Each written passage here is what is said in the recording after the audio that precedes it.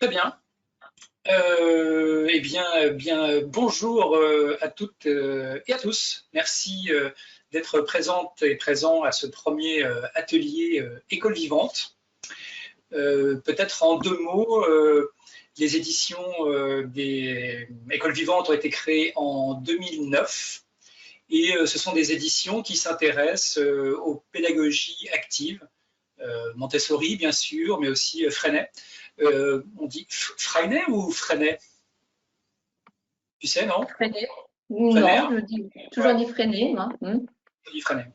Bon, et puis globalement, à toutes les initiatives novatrices centrées sur l'enfant pour favoriser son épanouissement, son développement et ses apprentissages. Alors, nous avons travaillé aujourd'hui sur un des livres que vous avez à l'envers, hein, je pense, un des livres de École vivante, sur lequel nous avons travaillé ces ateliers. Et en fait, ce sont des livres qui offrent toute une palette d'activités d'apprentissage, de soutien scolaire dans plein de matières différentes, le français, les mathématiques, les sciences, l'histoire, la géographie. Donc voilà, on y reviendra, mais c'est ce qu'on se disait tout à l'heure avec Johanna, c'est un petit peu présenté en forme de fiche dans un format un peu particulier, puisque voilà, il se fait comme ça. Donc l'appréhension est vraiment très, très facile. Et il identifie un peu on y reviendra, un peu les pannes. Et si votre enfant est en panne 2, et puis là, il y a des ateliers. Donc c'est un livre vraiment très pratique. Voilà, je parle lentement, je traîne un peu parce que je vois qu'il y a des gens qui arrivent, Ouais. qui continuent d'arriver. Finalement, il est pile 13h30. Voilà, donc aujourd'hui, nous allons nous intéresser à un des fondements de la pédagogie active, qui est le jeu. Avec un petit peu cette question amusante. Alors, est-ce que tu joues ou tu travailles, hein? Souvent, on voit les enfants qui sont en train de jouer, on ne sait pas trop si c'est sur leur table. Et puis, on a un petit peu cette question un peu énervée. Tu joues ou tu travailles? Et pour répondre un petit peu à cette question, et nous avons invité Johanna. Bonjour Johanna. Bonjour. Est-ce que tu peux te présenter en quelques mots? Alors, ouais, moi je suis donc Johanna du compte Instagram S'éveiller naturellement et je suis maman de 4 enfants et aussi professeure des écoles depuis 15 ans maintenant. J'ai à cœur de proposer en fait moi une éducation bienveillante pour accompagner les enfants au plus près de leurs besoins et de leur rythme d'apprentissage. Du coup, pour moi, le jeu et la créativité aussi, hein, si tu as fait un petit tour sur mon compte, la créativité et le jeu sont vraiment les fondements de tout apprentissage. C'est vraiment important pour moi de proposer des jeux et de la créativité aux enfants pour les aider à apprendre en profondeur. Et ça, cette approche, elle est à la fois pour tes propres enfants et tes élèves. Exactement. Parce que je pense qu'on va en reparler tout à l'heure, mais à la maison, j'accompagne mes enfants dans leurs devoirs, mais aussi dans leurs apprentissages. Et du coup, j'essaie d'adapter vraiment ce dont ils ont besoin. J'essaie d'adapter et de trouver des petites techniques, des petites astuces pour répondre à leurs besoins dans les apprentissages. Et donc, combien d'enfants? Ils sont en quelle classe? Alors, moi, j'ai 4 enfants. Mes filles sont en CE2, CE1. Marceau est en petite section et Charlie a 6 mois. D'accord. Ok. Et du coup, tu vois, j'ai des enfants, par exemple mes filles, j'en ai une qui est très scolaire, Maë, elle adore faire ses devoirs, tout passe facilement, alors que j'ai Julia, pour qui c'est plus difficile, c'est une enfant qui a besoin de bouger, les devoirs, c'est la plaie pour elle, elle prend ça comme une punition limite. Et donc, c'est pour Julia que j'ai vraiment besoin de trouver des petites astuces, des petites techniques pour l'aider à apprendre et à réviser sans que ce soit, tu vois, une corvée. Et tu disais en introduction, tu as aussi un compte Instagram. Oui. Alors, sur mon compte Instagram, que j'ai ouvert il y a 2 ans, je partage des réflexions autour de l'éducation. Et puis surtout beaucoup d'activités créatives pour les enfants. Parce que pour moi, comme je te le disais tout à l'heure, la créativité, c'est un peu la clé et ça leur permet voilà, de développer leur estime d'eux-mêmes et de travailler plein de compétences finalement qui permettent les apprentissages facilités. Donc c'est pour ça que parmi les ateliers qu'on t'avait proposés, parce qu'il y en avait, il y en avait plusieurs, Ouais. tu as pris, on fera un autre atelier avec toi, mais c'est peut-être celui le plus spontané vers lequel tu y allais, parce que voilà, le jeu est la base de ton éducation finalement. Exactement. Pour moi, le jeu, voilà, c'est important. Apprendre, ça ne doit pas être quelque chose de difficile pour les enfants. Il faut trouver les moyens, l'enseignement, la pédagogie qui permet voilà, d'amener l'enfant à apprendre tout en respectant son rythme, tout en respectant ses besoins, ses périodes sensibles, et puis voilà, l'accompagner en douceur. Et puis peut-être nous, enseignants, aussi parents, se positionner plutôt comme accompagnateur plutôt qu'instructeur, parce que comme ça permet de ne pas forcer les choses et de faire acquérir les compétences un peu plus naturellement. D'accord. Donc, c'est vraiment tout à fait le principe du livre, hein. Je vous le remontre pour Exactement, celles et ouais. ceux qui sont arrivés un peu par la suite, hein, avec ce découpage un peu en fiches, très coloré, avec des petits schémas. Vraiment, c'est très agréable à lire et puis qui Ouais. prend un peu point par point les problèmes. Alors là, c'est comme vous pouvez dire à l'envers, en mathématiques, mais Je il y a vois d'autres. l'endroit, moi, hein. Pardon. On voit l'endroit, il me semble. Ok, bah, il n'y a que moi qui le vois à l'envers, alors tant mieux. Et donc il reprend. Et justement, dans ce livre-là, on parle du jeu. Je vous donne un petit peu la définition un peu officielle du livre. Et voilà, il rappelle, utiliser le jeu ne signifie pas ne pas travailler. Lorsqu'un travail est intéressant et amusant, lorsqu'il a du sens pour l'enfant, celui-ci y entre avec énergie et plaisir, comme il le fait quand il joue. La séparation entre jeu et travail n'est valable que si l'on considère que le travail scolaire doit forcément être ennuyeux et désagréable. Il y a le mot devoir, hein, est-ce que tu as fait tes devoirs? Eh bien, Mm, on sent bien à travers ces livres que cette notion-là est un peu à dépasser. Alors, à l'intérieur, évidemment, il y a plein de jeux, d'activités différentes, et tu as choisi un jeu en particulier. Est-ce que tu peux nous en parler? Je vais le montrer en même temps oui. Alors, alors moi, j'ai choisi le jeu de cette famille des fractions. Euh, voilà, pour aborder les fractions avec mes filles, hein, Julia et Maë, parce que elles ne connaissent pas du tout cette notion et je me suis dit que c'était un bon moyen de le découvrir. Alors D'accord. voilà, et du coup, bah, j'ai trouvé l'explication comme ça dans le livre et puis j'ai créé les petites cartes sur mon ordinateur. J'utilisais Excel et Word simplement. Et puis ensuite, je les ai imprimées et je les ai plastifiées pour qu'elles soient réutilisables en fait. Et du D'accord. Donc coup, chaque famille a un nom spécifique, c'est ça? voilà. Il y a... Alors, voilà, l'idée, c'est de former donc des familles complètes. Et puis, on a bon, donc la famille des demi, la famille des tiers, la famille des quarts, ainsi de suite. Et le but du jeu, donc, c'est d'avoir le plus de familles possible. D'accord. Et Pour comprendre un peu les fractions pardon, et que les excuse-moi. parts forment un tout. Voilà. Et Vas-y. pourquoi tu as choisi ce jeu en particulier? Ben, j'ai choisi ce jeu parce que d'abord, ce côté manipulable, je le trouvais sympathique. Et ça permet vraiment à l'enfant voilà, d'avoir une mémoire un petit peu kinesthésique. Hein. On travaille aussi avec son corps, former les familles, voilà, c'est intéressant de ce côté-là. Et puis, comme il était très coloré, moi j'aime bien les jeux voilà, avec des supports visuels sympas. Et puis, parce que aussi mes enfants travaillent en ce moment en CE1, CE2, c'est aussi l'apprentissage de l'heure. Et je me disais que d'avoir ces connaissances sur l'écart, notamment, ben, c'était peut-être intéressant pour elles pour soit ancrer l'apprentissage de l'heure. Et alors que c'est une notion, les fractions, que l'on voit plutôt en CM1 de mémoire. Et est-ce que tu as vu justement une différence? Tu disais tout à l'heure que tes deux enfants avaient une approche un peu différente. Est-ce que tu as senti dans l'appréhension de ce jeu une manière de les traiter d'une manière différente?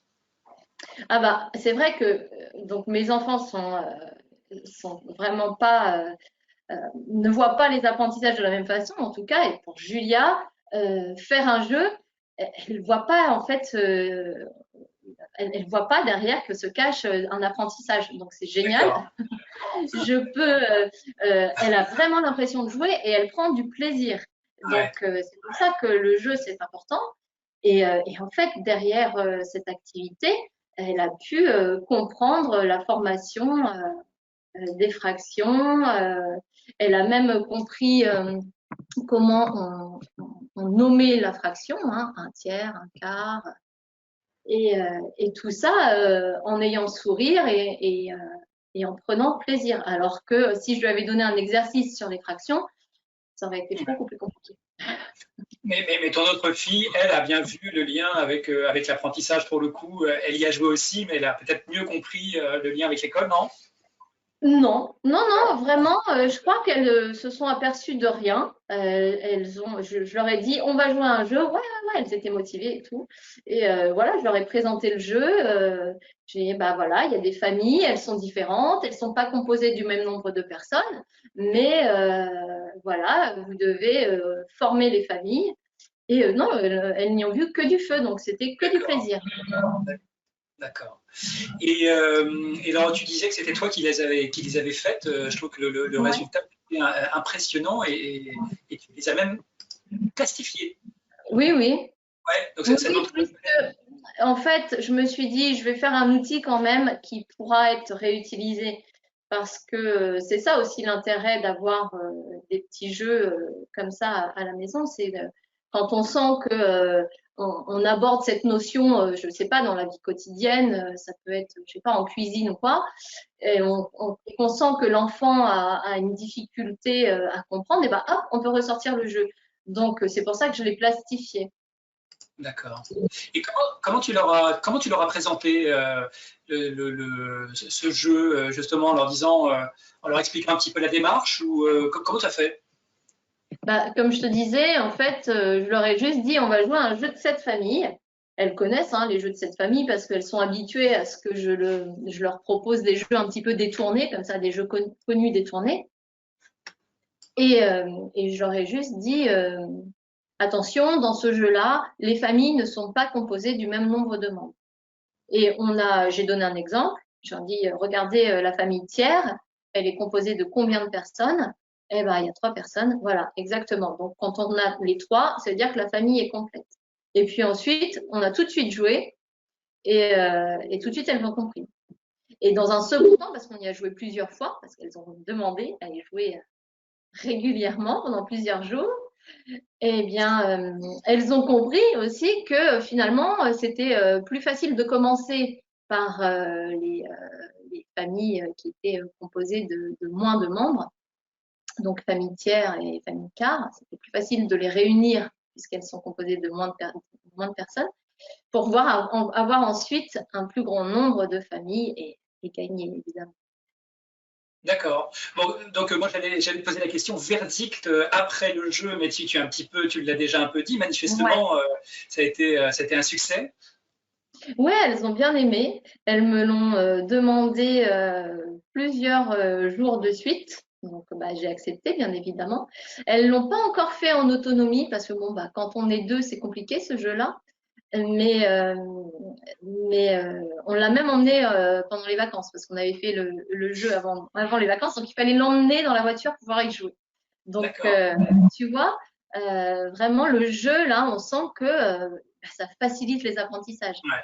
C'est c'est quelque chose, derrière le jeu se cachent des apprentissages et l'enfant prend vraiment plaisir. Et quand tu prends plaisir, quand tu as de l'émotion dans l'apprentissage, quand tu as l'émotion du plaisir, bah, tu retiens plus facilement. D'accord. Donc franc succès. Oui, Euh, Il y avait, je ne l'ai pas dit au départ, mais effectivement, vous pouvez poser des questions sur le petit modèle, le petit module de questions-réponses. On a eu, on a eu d'ailleurs une question qui nous est parvenue par mail. Je vous la lis rapidement.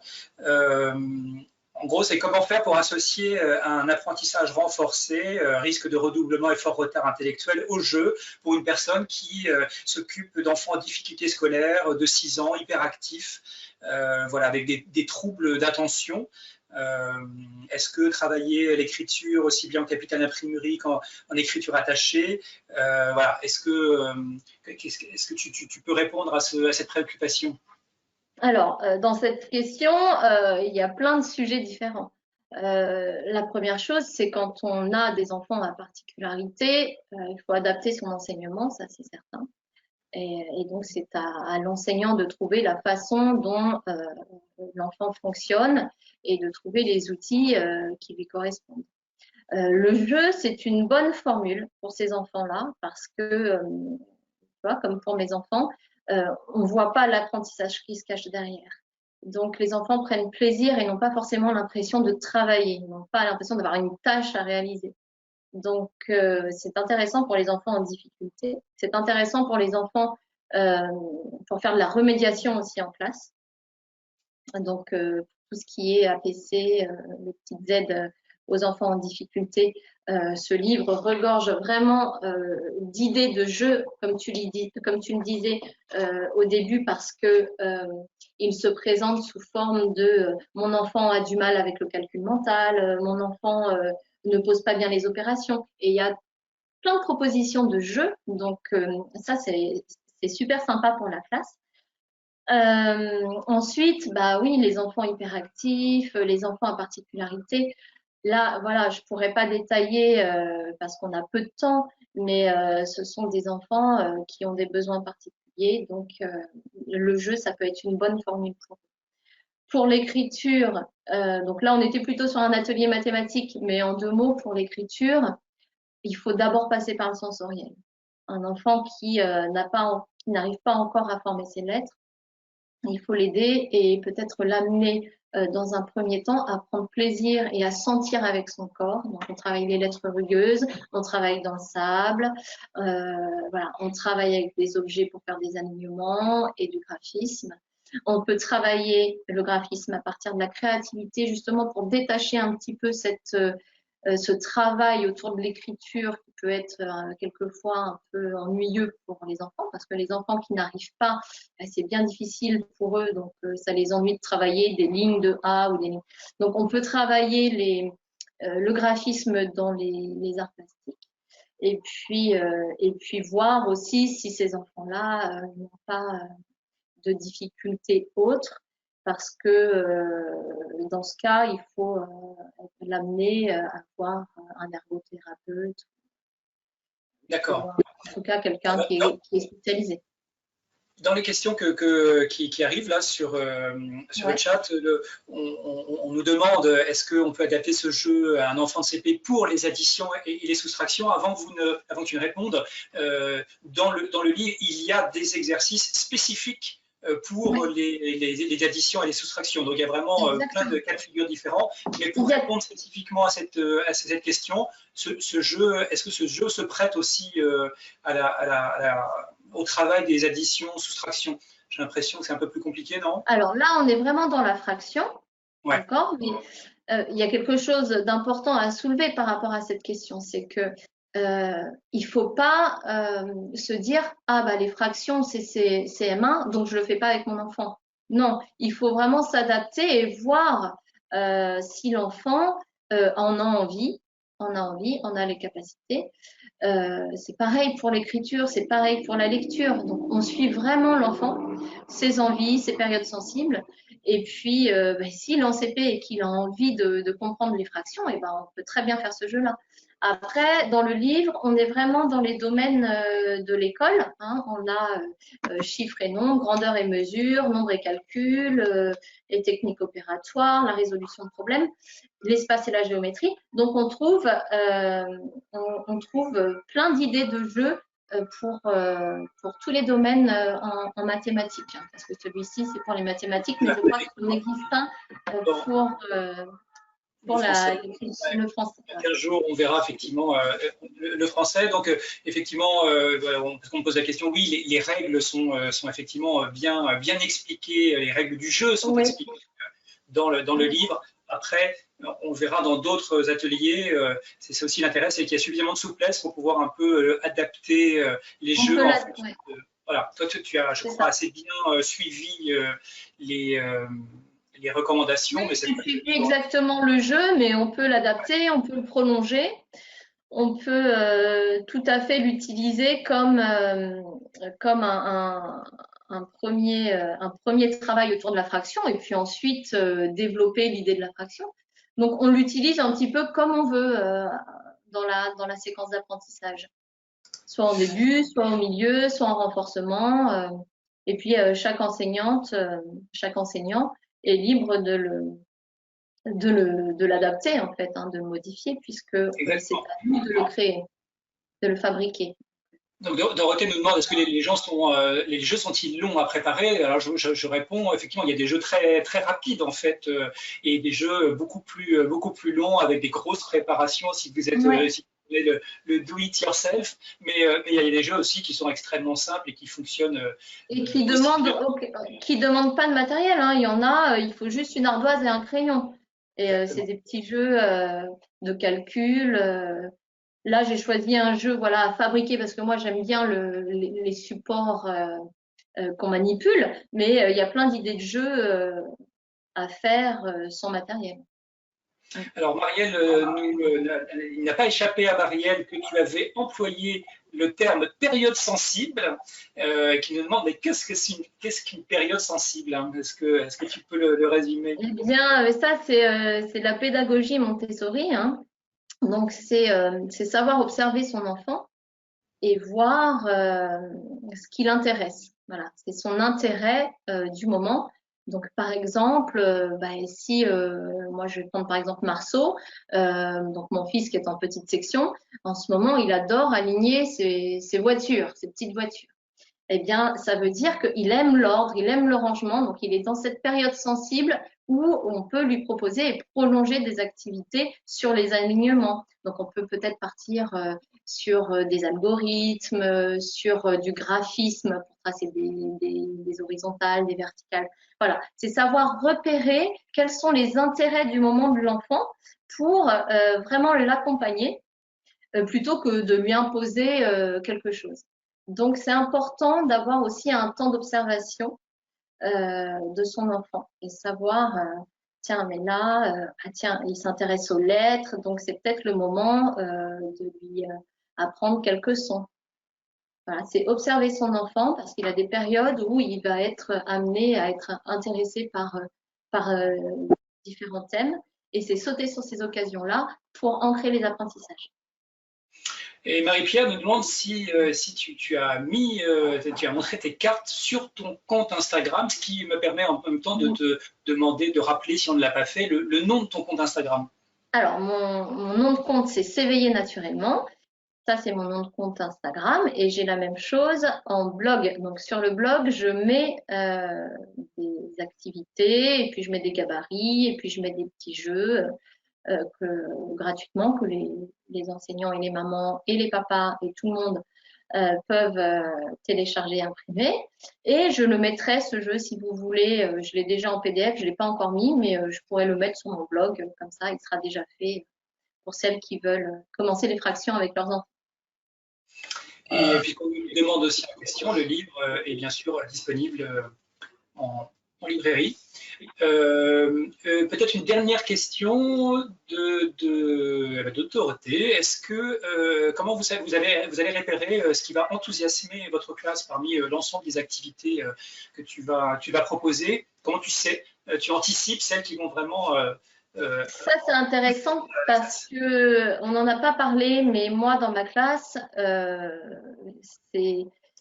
c'est pas moi qui choisis les jeux. En fait, je fabrique des jeux que je mets à disposition dans ma classe, dans des petits meubles. et les enfants sont libres de choisir les jeux qu'ils veulent faire.